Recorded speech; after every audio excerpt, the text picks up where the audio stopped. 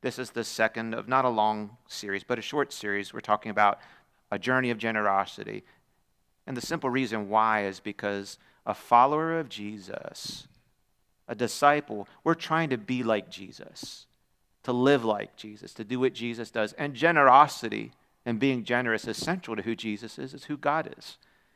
And so if we're disciples and we're on a journey towards Christ-likeness, that journey is going to include a journey of generosity. And we started that conversation last week. This week I want to do something a little bit different in the way that I approach this. Because I have to confess to you, I love stories. I love good stories. Everybody has an uncle or somebody that doesn't tell really good stories, but you have to endure them anyway. I like stories. They're interesting. They're relatable to me. If you can put anything in the form of the story, I remember it easier. Anybody else like stories? Love stories. Today we're going to look at 3 stories. They're stories that aren't just fictitious creations of an author. They actually happened. They're history. They're events recorded in the Gospels. One from Mark, one from Luke, one from John. And in every story, Jesus is present. But the main characters in the story are very different from one story to the next to the other. So today we're going to look at a story of a little boy, an elderly widow, and a middle-aged businessman.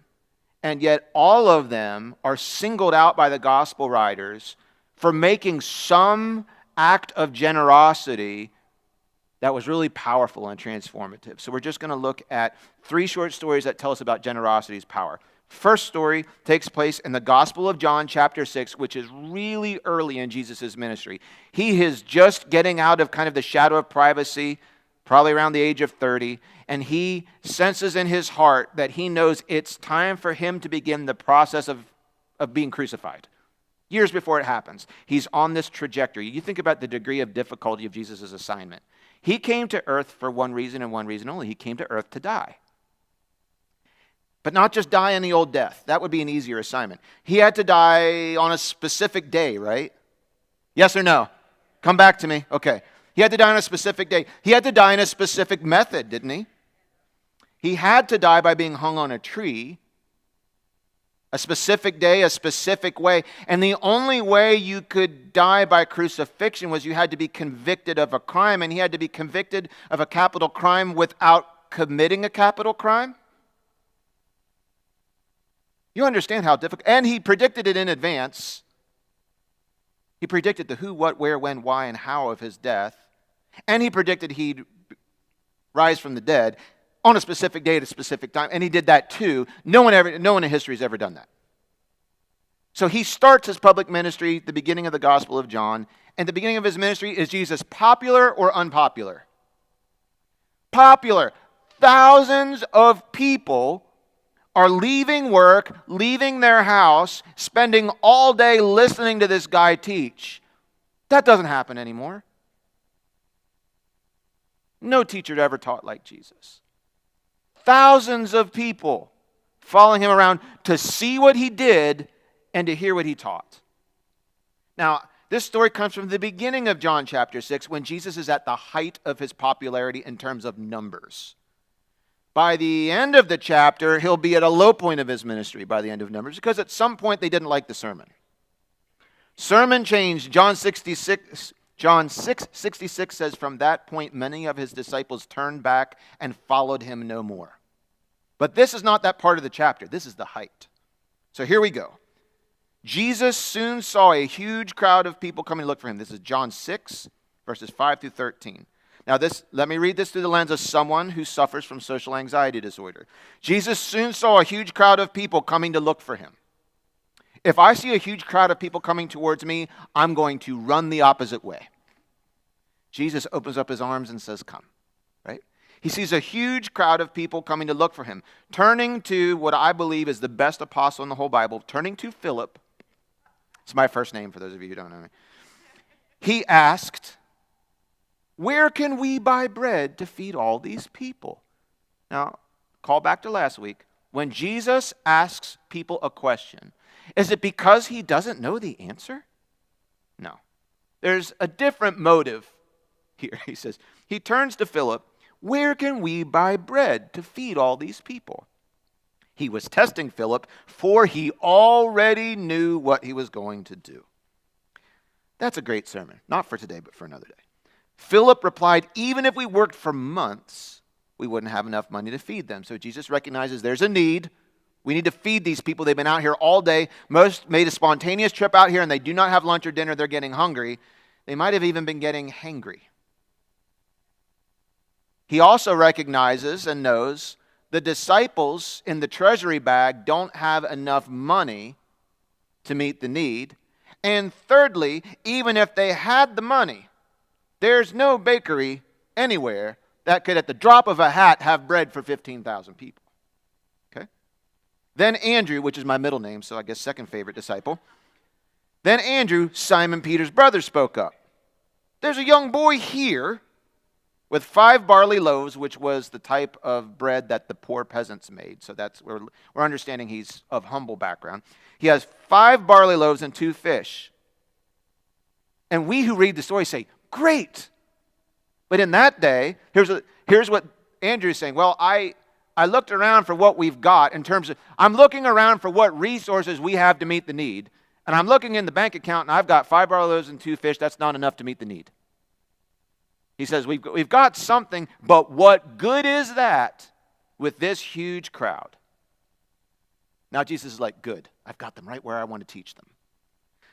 Tell everyone to sit down, Jesus said. So they all sat down on the grassy slopes. The men alone numbered about 5,000. So they counted up all the men. There was about 5,000 men. It would not be reckless for us to double or triple that number to get an idea of how many people were there. Obviously, not all the men came by themselves. There were women there. There were wives there. There were kids there. But just the men alone numbered 5,000. The point we're supposed to get is the resources compared to the need. The need, feed a full meal to 15,000 people, or 10,000, or 5,000 with a little boy's lunch. The resources compared to the need look laughably insufficient, insignificant, and small. That's the point. We're supposed to get the disparity between what we think we have and what the need is. Then Jesus took the loaves. There's the miracle right there. There's the miracle. There was a transfer of ownership between the resources. It went from the boy's hands to Jesus' hands. And once it gets to Jesus' hands, in God's valuation, we now have a surplus to meet the need. All has to do with whose hands the resources are in. Okay? He took the loaves, gave thanks to God, and distributed them to the people. Afterward, he did the same with the fish. He took the fish, he gave thanks, he distributes it. And they all ate as much as they wanted. Let me ask you a question. How do you think they knew that everybody had as much as they wanted? How would they deduce that? Okay, they stopped eating. After what? There's leftovers. How else would you figure? If you're hosting a party and you've made, you're out on the grill and you've made all the stuff and everybody there, everybody from the family is eating, and you've got 3x left. What are you trying to do at that point? Come on, some of you Italian families, Kenyan families, come on, help me out here. Eat more! Who wants more? And then some of you are the polite ones. You're like, well, I really want another one, but no one else is going back. You're at the wedding reception and you took just a little bit and you're like, I'm still kind of hungry, but I don't want to be the only one going back. And someone, no, please, come eat. We don't want it to go to waste. Come eat. 15,000 people are being asked constantly, eat more, eat more, eat more. Who wants more? Who wants more? Who wants more? And then everybody's finally like, we can't eat anymore. And Jesus, then what does he do? They all ate as much as they wanted. Let's keep reading. Verse 12, after everyone was full, Jesus told his disciples, go gather the leftovers so nothing is wasted. What's the point? Not only was there enough, there was so much more than enough. When? When there was a transfer of ownership between the resources and Jesus. They picked up the pieces and filled 12 baskets with scraps left by the people who had eaten from the 5 barley loaves. Interesting fact, there's only 2 miracles included in all 4 Gospels. Say it a different way, make sure you understand. Of all the miracles recorded, not every miracle is recorded in every Gospel. But the 4 Gospel writers, Matthew, Mark, Luke, and John, each of them concluded independently of the others, they wanted to include there were two miracles they all picked to be in their volume because it was central to what they thought Jesus was about. One of them is this. Do you know what the other one is? I heard it over here. Yeah, the resurrection. So it's pretty important. What we need to see is that this story is not just some throw-in somewhere along the way. In fact, John tells us in his gospel, if I wrote down every miracle Jesus did, there's not enough volumes in the world to include them. They handpicked these ones because they thought these of all the other ones stood out in terms of what he was teaching. Jesus recognizes all these people have come to me, and probably it was spontaneous for a lot of them. They didn't necessarily get up that day and plan to knock off the whole day and go out to the hill and listen to Jesus teach, but they had been captivated by the miracles in his teaching, and they're there, and they've pushed through probably breakfast, lunch, and now they're getting close to dinner time, and Jesus noticed, like a good speaker notices when the people aren't listening because they're hungry. And then there's me, and I never notice, so I'm sorry. I'm trying to get there. And he notices there's a need here. There's a present need to feed the people. And so he asks Philip, where do you think we'll get the money to buy the bread? And Philip's like, well, that's not the solution, Jesus. That's not, to get that kind of money can't be resolved by the end of the day. So we have to throw out the window that a method of meeting this need is us just giving it 6 months' wages wouldn't be enough. And like I said, the second half of it is even if we had the money right now, Jesus, have you noticed where we are? Walmart's not going to be here for 2,000 years. There's no catering truck. There's no factory in town that could manufacture enough food to feed everybody. Even if we had the money, there's not a supply in town that would meet this. And Jesus is like, good, let's draw this out. I want you to see. I'm trying to teach you something. I want to make sure you understand all the variables here. Andrew says, Jesus, we do have resources. There's a little boy here. He's got 5 loaves of bread and 2 fish. We don't even get the boy's name. But then Andrew's comment right after that is, I do have resources. I've got something, but it's unusable. It's not enough. Therefore, I ought not give it. Now, why does Jesus involve this particular little boy? A couple possibilities. It's not very likely he's the only one in the crowd with food. You really, out of 15,000 people, you think only one Jewish mom packed a snack for their family? The Bible doesn't say he's the only one. I don't want to make too big of a point that the Bible doesn't make, but let's just enter this into our logic stream. I don't think the point is that he's the only one in the whole crowd with anything. But there was enough people without food that Jesus identified it as a need. Perhaps he was chosen because he was closest, he was nearby Jesus, perhaps. And why was he there in the first place? His family was seeking Jesus. They wanted to hear what he had to say. They were curious. They were interested. They were walking close to him. They wanted to get a good seat so they could hear. And perhaps he was chosen because he was willing to give up his lunch.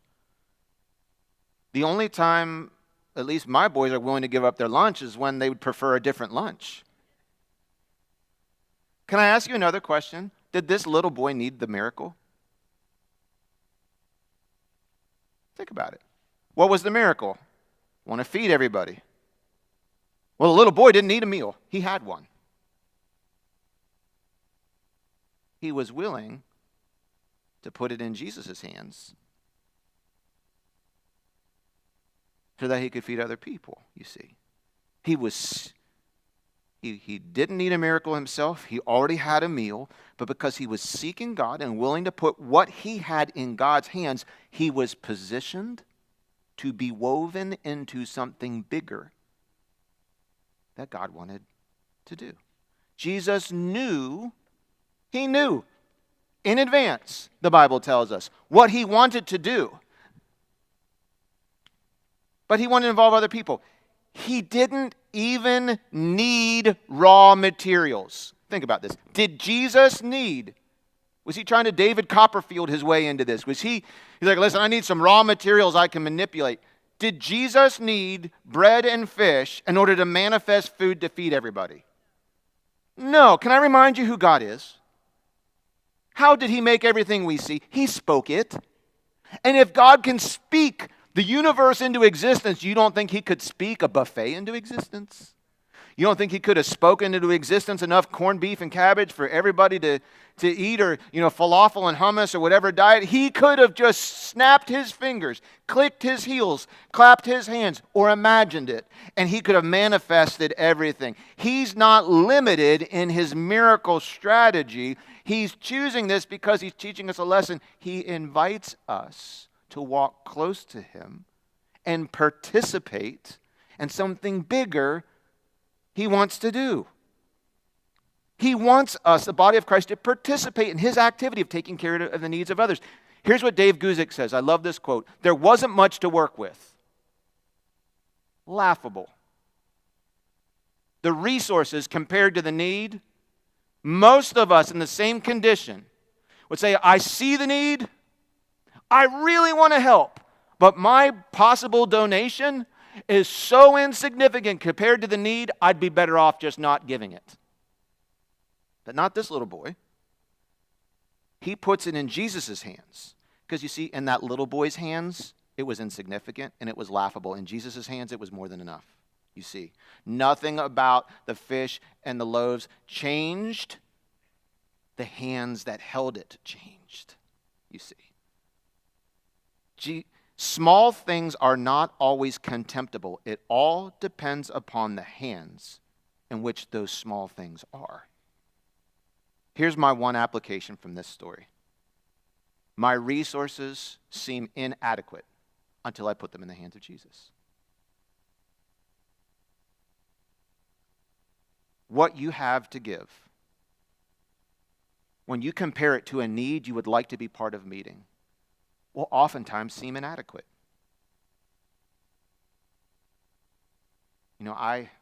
I look at, because I have to, Echo's rent every month. And what it costs to keep the lights on and to insure the place. It's $20,000 every month. Which, if you understand commercial real estate, is not a bad deal for 1,200 square feet in this part of our county. And it is a reality, and it can be a pressure. And I look at that, and I was like, oh, Lord, if I just had the ability to cut a $20,000 check every month and I would love to be able to just pay that rent so that all that money can be used for other things. But if I tried to write that check, it would bounce 400 feet high. My heart wants to write that check, but PNC disagrees that I should write that check.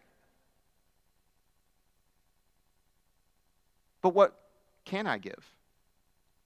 Well, you know what? I have 5 barley loaves and 2 fish. And you can get in this mentality that says, since I can't meet that need, I might as well just not give this because it's so insignificant. And Jesus turns that whole thing on its head and says, it's always, here's what you'll see.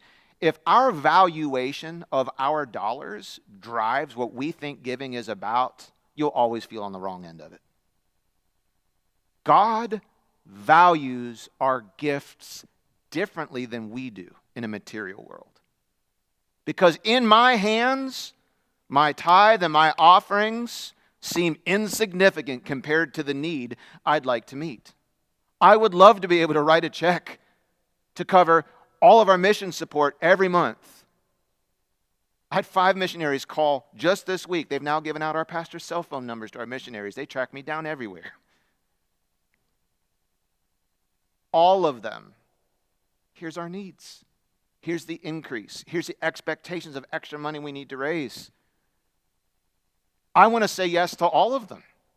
And then I look, and I'm like, okay, well, I don't have the money collectively here. Is it something my family can do? And I look at what they need and what we could possibly give, and I say, well, since you wrestle with this, what I have available to give won't meet that whole need. Maybe I ought not give it. And the thing is, I'm forgetting about that it's not about valuing it in my hands, it's evaluating it in his hands.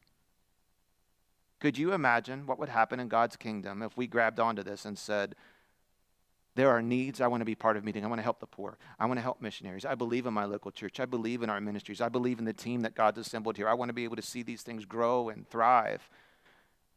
But Lord, when I start adding up how much those things will cost, I conclude I can't participate because all I have is a few loaves of bread and a few fish. My question is, do you want to give those to Jesus?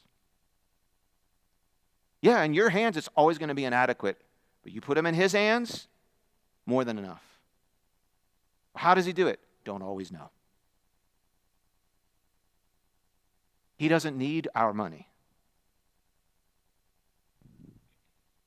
But he asks us, he wants to include us in the process. I had this really cool experience. I won't embarrass this family because they're here this morning. But let me tell you generically, about 10 days ago, a family from our congregation reached out, downsizing and going through some possessions and things and just simplifying their life. And they said, we noticed we have some really high grade, very valuable commercial catering equipment. All the chafing dishes and all the stuff. And they said, it was just on our heart to just ask if the church would benefit from this. And that's not totally unusual. I've been a pastor for 27 years. I could tell you all kinds of stories about people who wanted to bless the church with things not even good enough for their garage. Right? Present company excluded. This was not that. This was something if they turned around and just liquidated it would be of certain value, and it's certainly something beyond the scope of our operating budget. We couldn't invest in this. Little did they know conversations the pastors and I and our creative team have been having behind the scenes about, we notice when we're able to feed people here, you bring friends, you stay long, you make connections. There's something magical about if we offer food, you stay, and you eat, and you're happy. And you don't even miss it if we cut the sermon out. You're fine with all of that. And we had talked about, as we're growing numerically, one of the things we constantly hear is, I just want to get to know people. I want to get to know people. I want to get to know people. Isn't there a way that we could eat together more? And we're thinking, there is, but here's the problem. We do not have the permits or the permission to have ovens and commercial kitchens in this particular property. So it limits the type of food that we can serve. And we would love to be able to serve hot food, or at least be able to order food in advance that we could get warm and keep it warm and serve a lot of different people and create more community and help people from the outside become part of this family. And now that in my office, Echo is now in possession of this awesome commercial catering equipment, it opens up for us. Pastor James, Pastor Zach, and I sat on our Monday staff meeting last week, and we just blew up the calendar. We're like, all right, on this day, when we do our fifth Sundays and at 11 o'clock we have the kids service, and at 9 a.m. when we don't have a lot of kids, they have to suffer through me. Forget it. We are now we're having breakfast with the pastors at 9 a.m. on those weeks. We're gonna turn the room over. We're going to invite people to come in at 9. We're going to feed them. You lose out, just bring your kids. No, I'm kidding. You can do a double header if you want. But look at all the people we can feed and take care of now, because now we can actually order stuff that can come exactly in the same types of trays that we need for these things to be able to feed. We're like, we can do more Echo Eats. It just opened up this whole opportunity for us to do more hospitality. Literally, someone who says, this stuff is just sitting around and I don't know if the church has any value, but I'm going to make a call and see if I can put it in the hands of my church. Yes, do you know how many people's needs we can meet just by having those things from someone who said, I didn't realize that Yes, it met those things. And what changed? They just put it in different hands. What does that represent for you? What are the areas in your life that you feel a strong desire to be more generous in? Maybe to your local church, maybe to the poor, maybe to missionaries, maybe to different people who are struggling. And you look at what you have to give and you conclude, well, my gift, what I'm able to donate, what I'm able to give, pales in comparison to the need. It does until you put it in Jesus' hands. It will always seem inadequate while it's just sitting in your hands. What would it look like for us as a faith community to just say yes to this? What my heart wants to give, what I'm able to give, I'm going to give it enthusiastically, joyfully, not based on my evaluation of whether it can meet the need, but because I love God, I love His kingdom, and I trust that when I put my lunch in His hands, He can do all the rest. He doesn't expect you to multiply it. He does that once we put it in His hands. Does that make sense? Can I move on? Okay. Some of you gave me the thumbs up. Doesn't make sense? Please move on. All right, next story. Here we go. Different character. This happens much later in Jesus' ministry. Last week before He's crucified. Happens in what was called the court of the women, or the treasury, in the temple in Jerusalem, right after Jesus got done making a little bit of a scene in the temple. And familiar with this at all? It's Passover week. All the pilgrims, all the Jews are traveling to Jerusalem. And as part of their journey there, they're all expected to go to the temple to do two things: pay their taxes and give their offerings. Not all of them come with the local currency, and the temple decides not to accept it. And so the priests put together this operation where they will exchange the local currency, which had less silver in it, for Roman currency, which had more silver in it, at face value plus 20% that they pocketed. And Jesus says, the priests that I gave, that were given instruction through the law to take care of God's people and to lead them in God's ways, are now using the responsibility that they've been given to profit from people by by withholding worship from them unless they pay the priests a fee to worship. So he clears the temple. This is supposed to be a house of prayer. You've made it a den of thieves and extortion. After that's done, he goes out and he sits down. And he just observes. Here's what he observes. Mark chapter 12. Verses 41 through 44. Jesus sat down near the collection box in the temple, and he watched as the crowds dropped in their money. Many rich people put in large amounts. Then a poor widow came and dropped in 2 small coins. Jesus called his disciples to him and said, I tell you the truth, this poor widow has given more than all the others who are making contributions.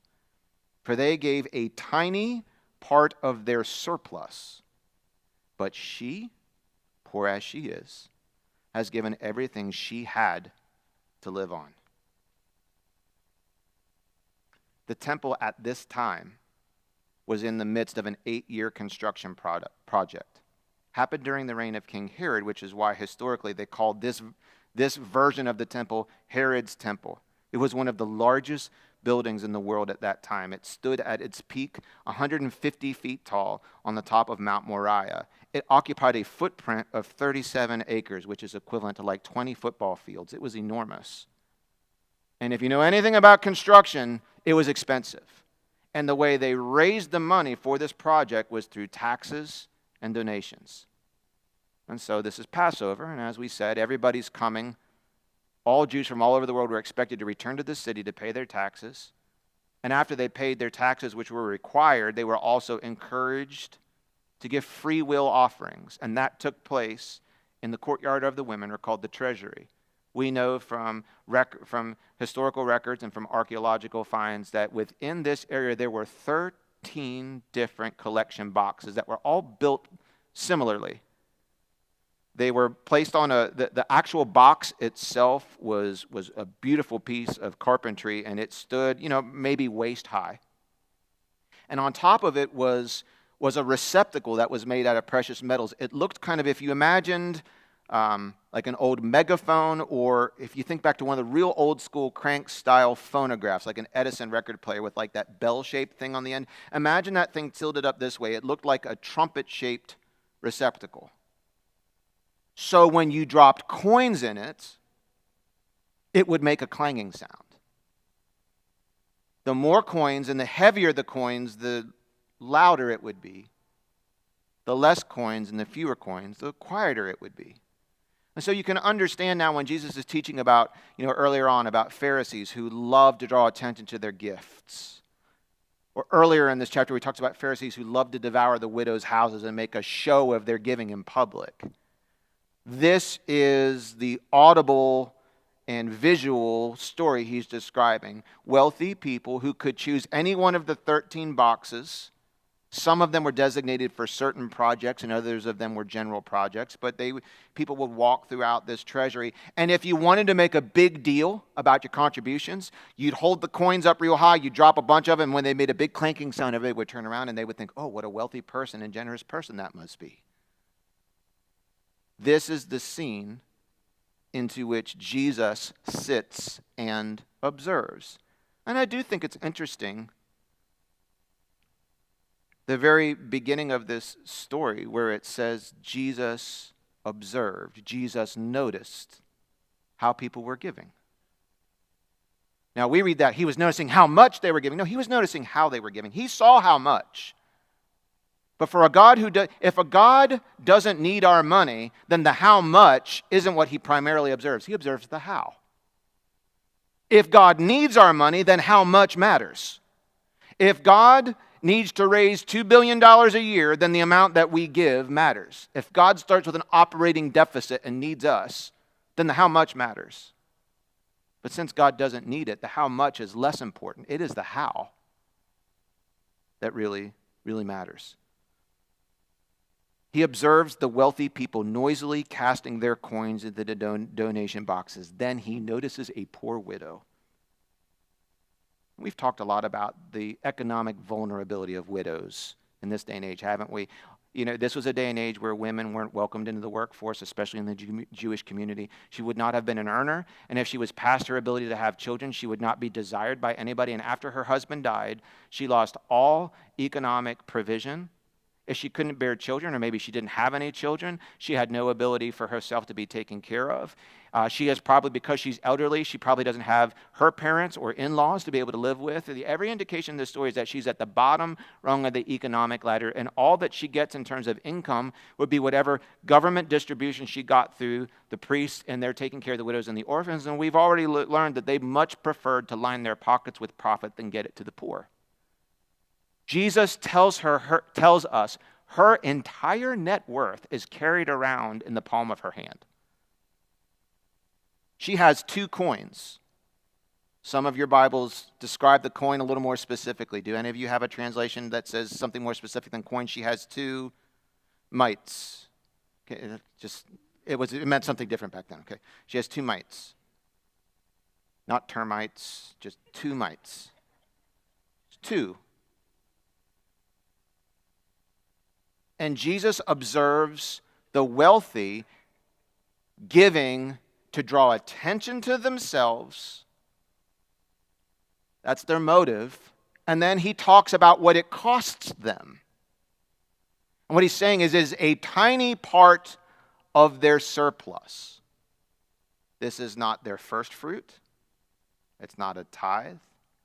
It's a tiny part of what the wealthy have left over after they spent all they want to spend on their homes and their employees and their staffs and their clothing and their food and their servants and their events.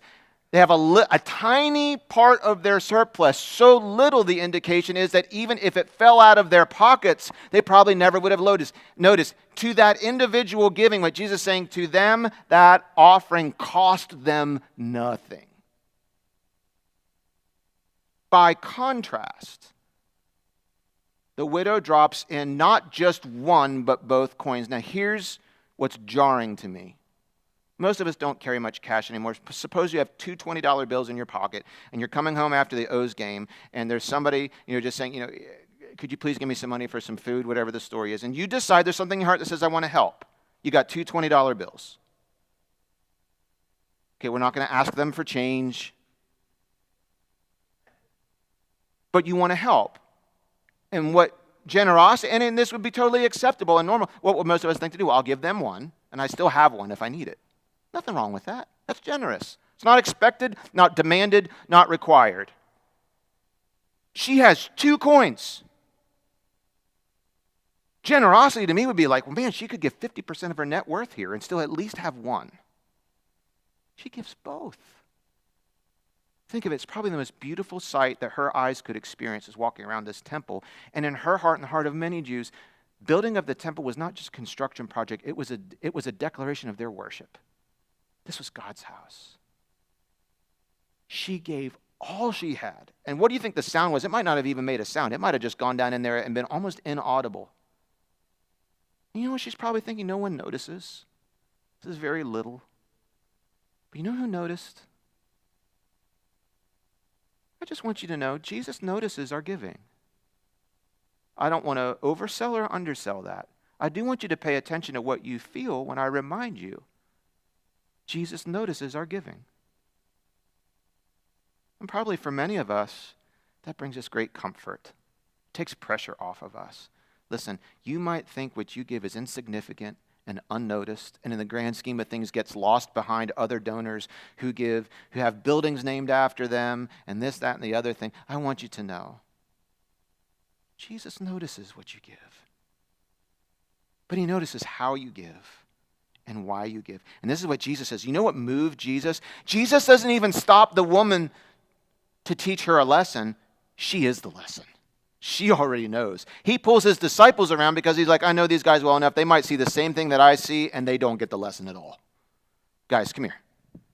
What did you just see there? And they, I could just imagine, what did you just see? And they're all trying to guess the right answer. They don't get it. And Jesus says, listen, that woman gave more than, the original language says, gave more than all the others combined. And here's where I'm like, wait a minute. Now we're having a conversation about valuation. Do you know what I mean by valuation? Have you ever tried to trade in a car? Some of you, very few of you were probably thrilled with the amount that you were offered. The rest of us were like, are you kidding me? You go in and you're like, I looked up on Kelley Blue Book and you have it right there. You have the paperwork. My car should be worth, in this condition, pristine condition, 400,000 miles, pristine condition, brand new tires. It should be worth $11,000. And the salesman comes back and says, we'll offer you $800. And what do? We immediately have a disagreement on the valuation. So we're trying to prove our point. And you say, listen, I brought all the printouts. Here's what Kelley Blue Book says. Here's what Edmund says. Here's what my grandpa Carl said because he's a mechanic. Here's what they all say. It should be worth at least $11,000 based on all my research and opinions. And then the salesman or the dealership says, well, what you don't realize is that there are currently 13 pigeons living in the trunk. There are, we pulled up your Carfax report. It's been in 91 accidents, right? It's been repainted 14 times. There's a disagreement about how much it's worth because of the basis of the valuation, you see. What Jesus is saying is she gave more than they did, and the disciples are probably thinking, she gave, and honestly, 2 mites was what an average worker on that day would have been paid for 12 minutes of labor. It is, 20%, what's minimum wage, like $15, $16? It's equivalent to like $3 or $4. He's saying she gave more than all the wealthy. And they're saying, no way. And she's saying, I don't value it by dollars. I don't value the gift by the present real market value in dollars. I look at gifts based on what it cost the giver. Application. Because I got to close. Application. Can we go to the application? There we go. In any personal economic condition, we can all please God with our giving. I love this. This woman's giving stands in the face of people who say, if I finally strike it rich, I'll give. If that inheritance finally comes in, if that check comes in the mail, if I hit the lottery, I'll give. If I can finally get my condition reversed from where it is, I have 2 mites to rub together. That's all I've got. I'm in the middle of the middle class. That's all I've got. I'm wealthy. That's all I've got. The beauty of this story is that God doesn't value giving based on dollars, based on currency, or based on the amount like we do. He looks at how much it costs the giver as a reflection of their honor and the value they place on him and his kingdom work. He never says it's impossible for wealthy people to please God with their giving. He never says it's impossible for the middle class to please God with their giving. And he never says it's impossible for people who live in the lower classes, in the poverty classes, to please God with their giving. What it shows us is that your economic condition doesn't rule you in or out of the possibility of honoring God with giving. If it's in your heart to do, what will happen is giving flows naturally in the direction of people based upon their worth to you. Isn't there another human in your life that if they were in dire need, there's no limit to what you'd give? A parent, a child, a brother, a sister? I know if my child had a medical emergency and was going to cost some exorbitant amount, I wouldn't sit there and be like, I don't know if We could either sell the car or my son could live. What do I do here? You sell the car! Pastor, are you saying we need to sell our cars and bring the money to the church? No. The point is, because of the love that I have for him, I don't consider my gift to him based on evaluation. It's based on honor and love. And what we see in this story is Jesus is saying this woman loves the work of her God so much, that things flowed naturally to the Lord in a capacity that was sacrificial, enthusiastic, reverent, humble. What does it really mean? The value of a gift, I wrote this down to summarize it because I knew I'd go long and I needed to just summarize in a sentence. The value of a gift is what it costs the giver. If it doesn't cost much to you and it doesn't mean much to you, then it won't mean much to him. Jesus says, I won't offer God sacrifices that cost me nothing. And if God needed our money, then the amount of what we give would matter. But he doesn't need our money. He wants to include us. He wants our hearts. He wants our soul. He sees our sacrifices and efforts, no matter how small or unimportant they might outwardly seem to you or to others. In other words, it isn't the worldly worth of the gift that matters, but rather the degree of sacrifice and devotion involved in our gift. It's our privilege to give to him.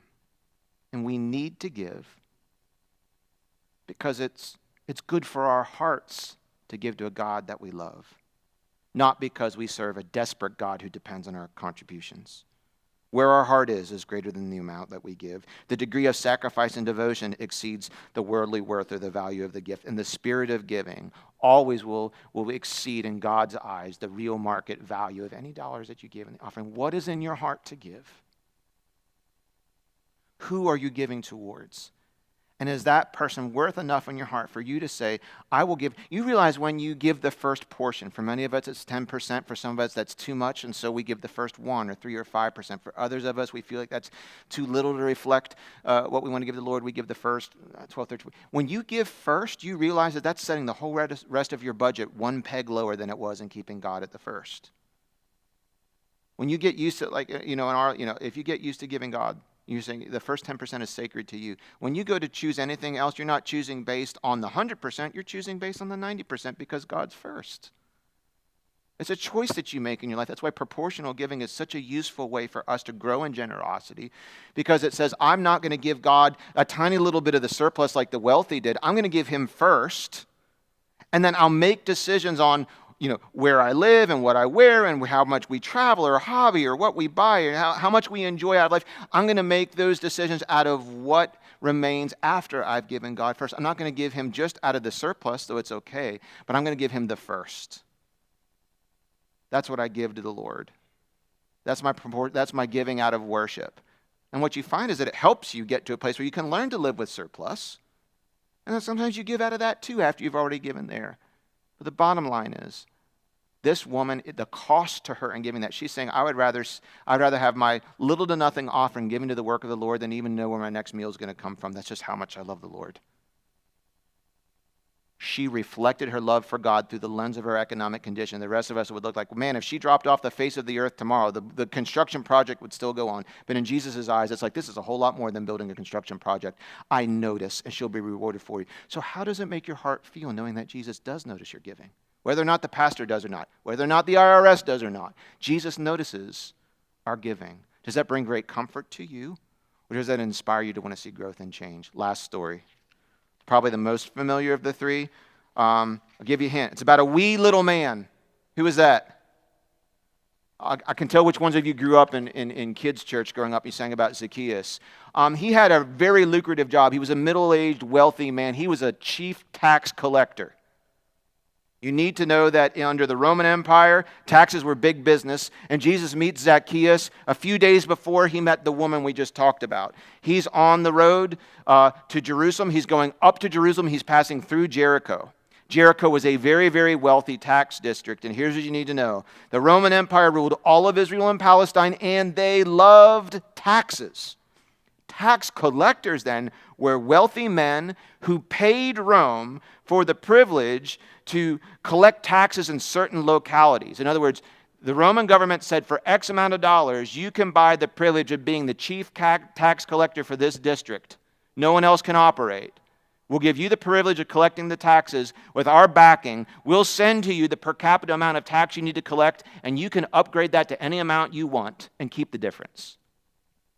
So if you owe the government $1,000, your tax collector could say you owe the government $1,500. You don't like the bill, you can go to jail. So, these men were Romans who were the tax collectors, but in certain instances, a Jewish man could strike a deal with Rome to purchase a territory and collect from their fellow Jews taxes owed to the Romans so they can get wealthy on the backs of the extorted price they put on their neighbors. So how popular do you think the tax collector was? Not at all, even worse than today. Chief tax collector would hire local Jewish men to do the actual work of collecting all the taxes and tolls. The local tax collectors conspired with the chief tax collector to overcharge and extort their countrymen, pocketing the district. And Jericho was the wealthiest city in Palestine, run by a tax kingpin named Zacchaeus. Luke describes him as a short, wealthy Jewish man who was the chief tax collector. And do you wonder why he had to climb up a tree when a crowd was around? Oh, he was short, but he was also probably in danger. Because that is the guy that extorted everybody. He was a notorious sinner. Isn't that some of your stories? Don't tell us this morning. Don't raise your hand. You weren't just a sinner before Jesus. You were a notorious sinner. You were known for your sin. So here's what happens. Luke 19. Jesus entered Jericho, made his way through the town. There was a man there named Zacchaeus. He was a chief tax collector in the region, and he had become very rich. He tried to get a look at Jesus, but was too short to see over the crowd. So he ran ahead, climbed up a sycamore fig tree beside the road, for Jesus was going to pass that way. When Jesus came by, Jesus looked up at Zacchaeus and called him by name. Zacchaeus, he said, quick, come down. I must be a guest in your home today. Zacchaeus quickly climbed down and took Jesus to his house in great excitement and joy. But the people were displeased. He has gone to be the guest of a notorious sinner, they grumbled. Meanwhile, Zacchaeus stood before the Lord and said, I will give half my wealth to the poor, Lord, and if I've cheated people on their taxes, I will give them back 4 times as much. Jesus responded, salvation has come to this home today. For this man has shown himself to be a true son of Abraham. For the Son of Man came to seek and save those who are lost. Very quickly, all I want to do is just draw attention to Zacchaeus' response when Jesus stops in the middle of his errand, and he looks up into the tree and he calls a guy by name that, as far as we know, never knew him by name. He says, Zacchaeus, come down. I'm going to be a guest in your house. How did Zacchaeus respond? He came down quickly because the chief of sinners has just met the chief of love. He responds obediently. Jesus says, climb down. He climbed down. Let's not underestimate this. There's not a lot of powerful people that if someone who meets you a stranger meets you for the first time and gives you an instruction, they're going to just do what you say. There's something different about Jesus. He climbs down with joy, with excitement and joy. And then there's this crazy part. At the end of the meal, he responds to Jesus with a repentant heart. If I've done wrong to other people, I'm going to make it right. I just slow this down one more click of speed here. Something happens between when they lock eyes on the road and the end of the meal. There's something internal going on inside of Zacchaeus, which causes him to rethink everything about his life. It's obvious he's come to this conclusion. A, I have sinned, and I have a changed opinion regarding my former behavior. And I'm now going to do the opposite. I used to cheat. I used to extort. I used to steal. But now I'm going to give to the poor, and I'm going to repay those who I've cheated. And I want to spell this out just one more click. Jewish custom said that 1/5 of a man's income was supposed to be given to the poor. So they paid the tithe of 10%. They paid another tax of about 3.3%. And then they gave 20% to the poor. They gave 33% away. But what does Zacchaeus say? I know the law says 20%. What's he going to give away? 50%, because Jesus asked. Now hold on to that. What motivates this man like that to go from greed to being extravagantly generous? 50%. 50%. On top of that 50%, what else does he say? If I've cheated anybody, I'm going to pay them back 4x what I stole. Now, Jewish law said if you stole from someone this way, you owed them 2x. He's giving 50% of his net worth away. And then on top of that, he's going to give back 4x what he stole. Here's a man who went from being completely greedy and obsessed with wealth to saying, I am completely going to reverse the way that I lived. Now, how on earth does somebody's heart transform? Jesus tells us. Jesus hears his statement and makes a conclusion. Obviously, salvation's come to this house today. What are you saying? You're not saved because you've become radically generous. You've become radically generous because you've experienced salvation. Final point. Radical forgiveness releases enthusiastic generosity. You know, forgiveness is a math term. It means to cancel a debt. What Jesus is showing us by preserving this story about Zacchaeus is there's something supernatural that happens when you've had a debt canceled that is intended to release generosity. And if you find being generous to others, to God, to his church, to people in need, if you find generosity a struggle, a deep hesitation, could I remind you what you've been forgiven from? You and I were in debt to God to a point we could not repay. Every time I sin, every sin incurs a debt of one perfect life that must be given in exchange to pay off my sin. Now here's my problem. I have no perfect life to offer God in repayment for my sins. I've got my life. It's not perfect. That currency won't work. I've sinned more than once. And for every sin, I have a debt that God will recall. Something perfect must die for each of my sins. And even if I wanted to get on a repayment plan, there's no 800 number to call that can barter this thing down. Even if I wanted to, my only hope is for the debt to be canceled. Insert Jesus. He paid off a debt I could never repay. Zacchaeus is starting to grab onto this. He's met the chief of love who forgave him for all of his sin, for all of his extortion, for all of his theft, for all of his greed. He is so radically transformed by the reality of what he's been forgiven from that his attitude towards others, towards the poor, towards God, and towards money immediately changes. Now, are there other things in Zacchaeus' life that didn't change immediately? Of course. But one thing that happened is when you've been radically forgiven, it releases not only a desire to be forgiving towards other people, but you can be enthusiastic about it. And I know enough of you enough to know that you live this way. You're generous. You're generous to God's house. You're generous to others. You're generous to family. You're generous to strangers. And the other thing I appreciate, you're enthusiastic about it. Could you imagine what this local church community could be, what our city could be like, if all of the local churches around here embrace this idea we've been radically forgiven, therefore we can be enthusiastically generous so that our churches and our community can thrive through God's people, when we have the courage to put what's in our hands in Jesus' hands, when we don't write off or dismiss our ability to act on our desires to be generous based on our economic class that we give, knowing that we can please God regardless of whether we have a lot, a little, or just in the middle, out of a reality of people whose lives have been changed. That's the message of the Bible. It's a message of God through Jesus, and it's a message for us today. Worship team, will you come? Let's pray.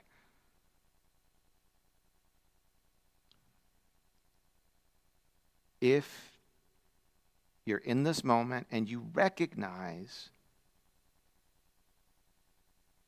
you need to be forgiven of your sins, you owe a debt. And your primary need today is not to learn how to give 1% of your money to a local church so that God can bless you. That's not what's central to your heart today. It's not about just being a better tipper.